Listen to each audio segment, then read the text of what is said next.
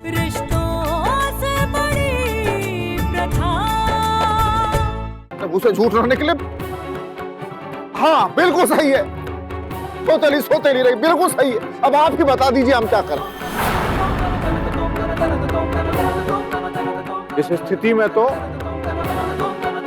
एक ही लड़की यशोदा हो सकती है और वो है आपकी बेटी निधि।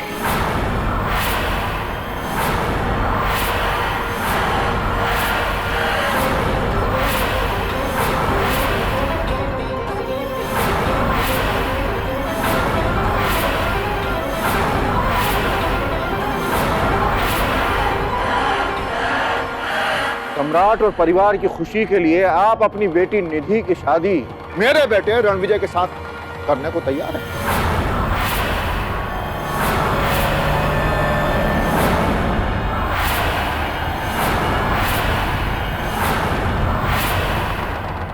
जवाब दीजिए। क्या जवाब सुनना चाहते आप?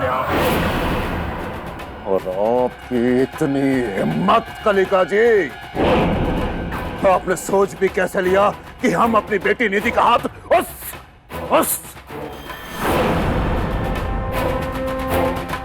हमारी एक बात याद रखिएगा, हमारे सामने जब भी बात करे होश में करे।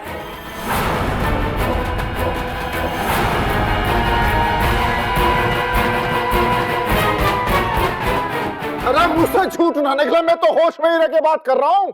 आप जरा एक समझदार आदमी की तरह दिमाग ठंडा रखें, इस विषय पे सोचो। मुझसे झूठ ना निकले, गुस्सा करने से सिर्फ खून जलता है और कुछ हाथ नहीं। लेकिन पापा, भाऊजी का गुस्सा करना जायज है। आप इस वक्त बोल क्या रहे हैं? आपको पता भी नहीं चल रहा है। आप कैसे सोच सकते हैं रणविजय भैया और निधि की शादी के बारे में? कहाँ निधि और कहाँ रणविजय भैया? आपको इस वक्त समझ में नहीं आ रहा है कि आप एक बेमेल रिश्ता बनाने की बात कर रहे हैं।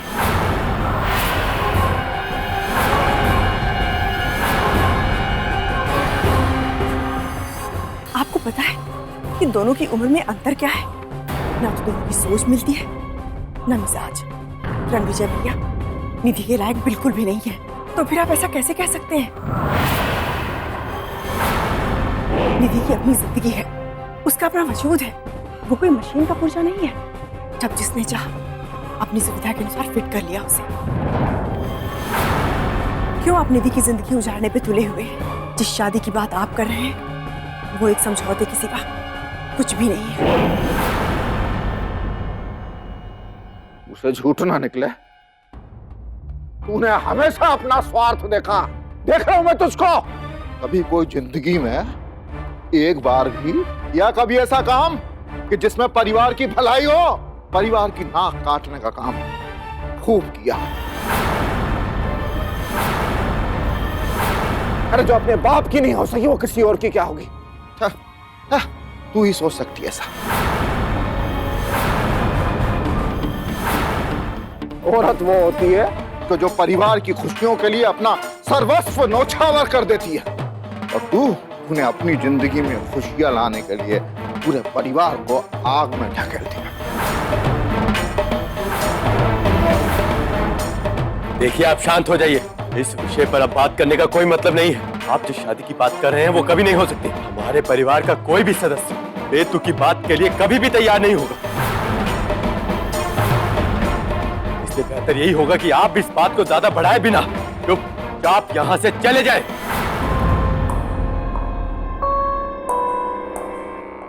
उसे झूठ ना निकला। मारकंडे साहब, हम तो यहाँ आए थे कि सबकी रजामंदी से कोई फैसला ले ले, मगर हमारे अनाथ बच्चे की पीड़ा यहाँ किसी को समझ में नहीं आ रहा। हमें लगा था कि आप भी उसके अपने, लेकिन नहीं। अरे मैं उसका बचपन देख रहा हूँ नजदीक से, उसके परिवर्तन में देख रहा हूँ। फैसला तो हम लेंगे और जरूर लेंगे, लेकिन एक बात बता दें, उसके बाद मारकंडे परिवार हमारे फैसले पे नुक्ताचीनी ना करे। मैं बिल्कुल बर्दाश्त नहीं करूंगा कि आप अपनी उंगली मेरे फैसले पे उठाएं।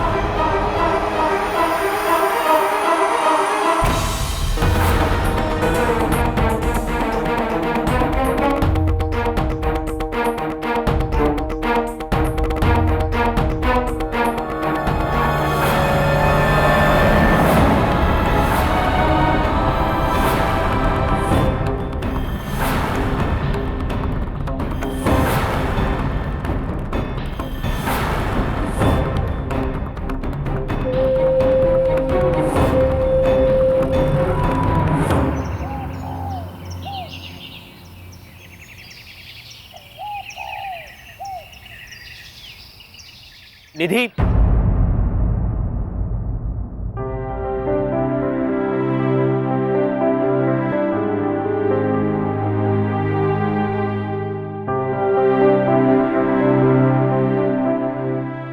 जीजा जी, क्या हालचाल है? लगता है हमारी सहेली की याद में रात भर सोए नहीं है। क्यों? चुप कर, जो मुंह में आया वो बोल देती है। निधि जी, मुझे आपसे कुछ जरूरी बात करनी है।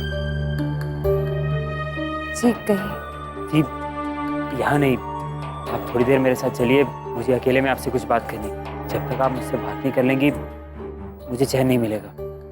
देखिए, इस वक्त तो हमारे कॉलेज का समय है। जी देखिए, कॉलेज तो आप रोज जाती हैं, अगर एक दिन नहीं जाएंगी तो क्या फर्क पड़ेगा? ये मेरी जिंदगी का सवाल है, आप ऐसे सोचिए मत। चलिए। ठीक है, चलिए, हम अभी आते हैं।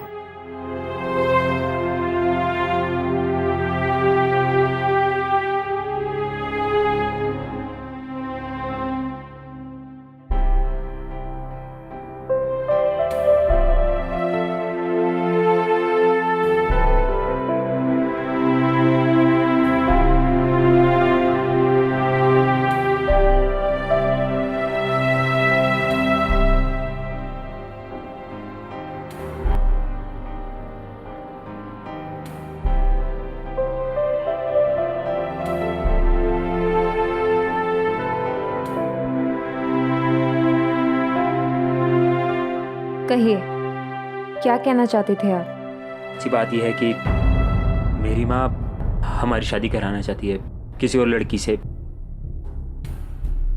और मैं आपके सिवा किसी और से शादी नहीं करना चाहता। मैं आपके सिवा किसी और लड़की के बारे में सोच भी नहीं सकता।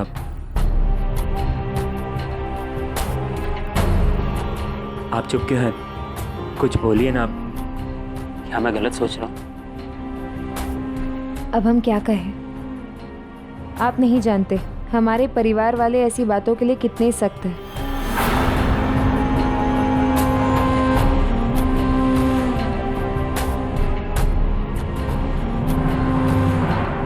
हमने एक ऐसे परिवार में जन्म लिया है जहां प्यार को अपराध माना जाता है, और इस अपराध की सजा उनकी नज़र में सिर्फ मौत है। हमने अपनी आंखों से देखा है कैसे हम दोनों के परिवार वाले अभय भैया और सुरभि भाभी की जान के पीछे पड़े हुए थे।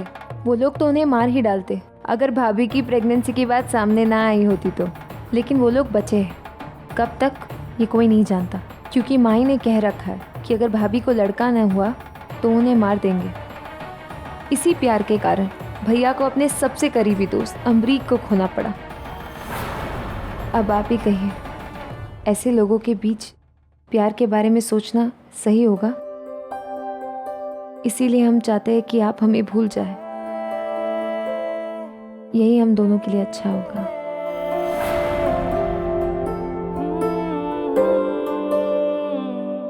मैं आपसे बस इतना जानना चाहता हूँ कि आप भी मुझसे प्यार करती हैं या नहीं। जो प्यार मैं आपके लिए महसूस करता हूँ, आप भी मेरे लिए वही प्यार महसूस करती हैं या नहीं? हाँ, हम भी आपसे प्यार करते हैं, लेकिन हमें इन बातों को यहीं ख़त्म कर देना होगा, क्योंकि हम उसी लड़के से शादी करेंगे जिसे हमारे परिवार वाले हमारे लिए पसंद करेंगे। हम अपने पापा और मम्मी की मर्जी से ही शादी करेंगे, लेकिन हम उनके खिलाफ कभी नहीं जा सकते, कभी नहीं।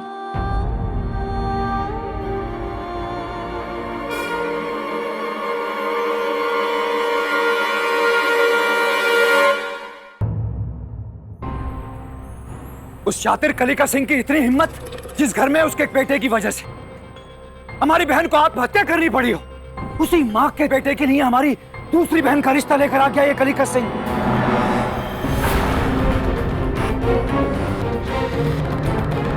अब आया आप लोगों को समझ में? ऐसे हंस हंस के मेरे चप्पलों की मार कैसे सह रहा था उस दिन। ये पैतरा जो आजमाना था उसे, अरे मैं अगर उसे जूतों की धूल चाटने के लिए कहता ना, तो वो भी हंसते हंसते चाट जाता वो।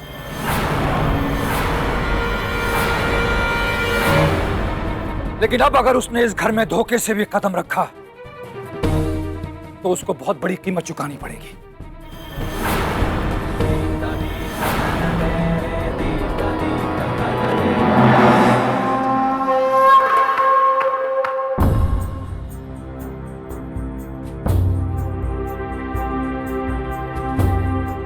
माँ, सब ठीक तो है ना? अभी तुम अपने कमरे में जाओ।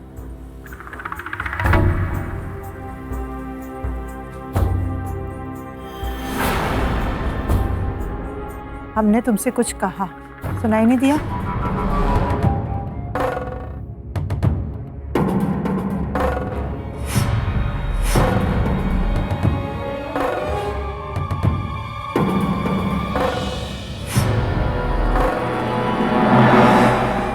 हमारी तो समझ में नहीं आता कि इतनी छोटी सी बात का इतना बड़ा बतंगड़ क्यों बनाया जा रहा है। सुरभि के बाबूजी ने ऐसी कौन सी बात कह दी है जो इस दुनिया में पहली बार कही गई है? ये सब तो होता ही रहता है ना। ये हमारे समाज की प्रथा है कि बड़ी बहन के मरने पे छोटी बहन की शादी उसके जीजाई से करवा दी जाती है, और ऐसे हालात में छोटी बहन की शादी करवाना ही सबसे बेहतर होता है। और वैसे भी देखा जाए तो रत्ना दीदी की जगह निधि से बेहतर और कौन ले सकता है।